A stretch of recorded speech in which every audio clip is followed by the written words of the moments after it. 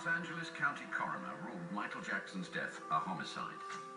The autopsy recorded that an overdose of the anesthetic propofol killed him.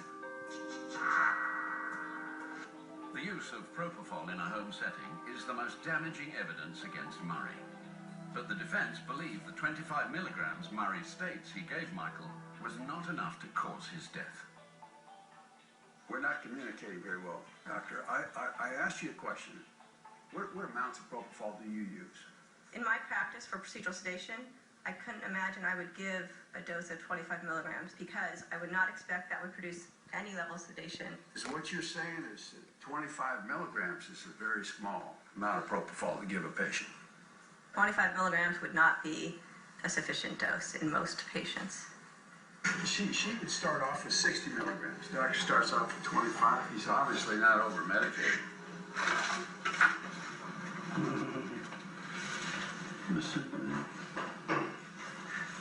Words of encouragement, letters.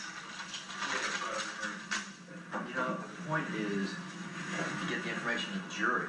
You did that perfect. I got it.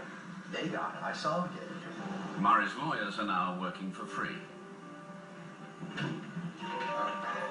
To save money, Michael Flanagan, the LA-based member of the team, and his wife Susan have invited Ed Chernoff to stay at their home.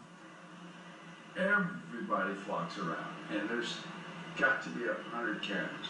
So she said, well, what about Michael Jackson being so screwed up? I said, yeah. You see why he needed Dr. Murphy? Or Murray? That's what happens when Dr. Murray's not around. Well, you know what? There's nothing wrong with that. You have a First Amendment right to that. In fact, I think that's fantastic. You just say call him Murphy. What's his name? It's my filing system here. I mean, I'm up every morning at 4. Every morning. I get up, check my emails. I usually get 5 or 6 emails from hecklers. You know, people just calling to tell me I suck. You know, or to critique my performance. You know, win, lose, or draw, the truth of the matter is it's going to change everything I do from now on. There's not going to be any other case like this. 4 months before his death, Michael Jackson pushed for Dr. Murray to close his Las Vegas and Houston clinics and become his personal physician. He wanted Murray to help him prepare for the extraordinary demands of the This Is It concerts. He said, Dr. Conrad, I have watched you. I have looked at you for so long. And I said, why were you looking at me? What was that about? He said, I looked at you because I tested you. And you are the one. In April 2009, Murray finally agreed to become Michael Jackson's full-time physician. He shut his private practices and moved to Los Angeles. He was granted special privileges in Michael's new home. I had the entire reign of anybody wanting to be in the house. And the only Christmas people that decorations up would be the children, Michael and myself. Security never permitted to come into his house.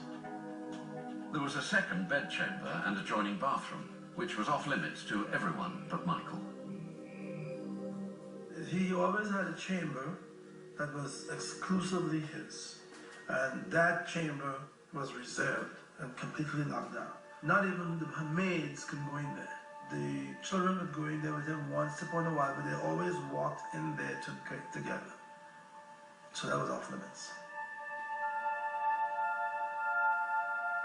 The bedroom that he slept in where I worked with him during the night, that I had to persuade him eventually to have it clean. Because one, he peed the bed, it did not smell good, it was mildew, and I had to get it clean. Who would ever believe that a man his age would still be wetting his bed?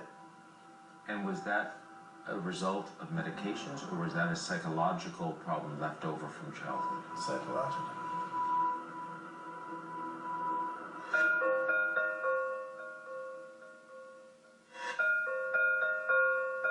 What was done to him was far more than a beating by his father. How you doing?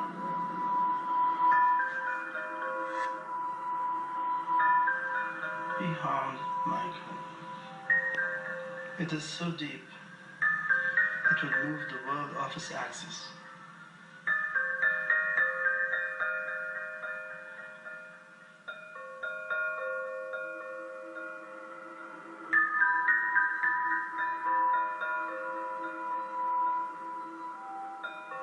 And I've seen him cry so many times. And I told him, it's okay to cry. It's okay. It's okay, Michael. You can cry.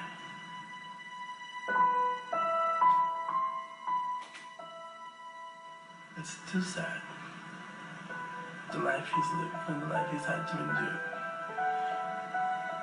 He lived a life greater than 100 years of pain for any human on earth.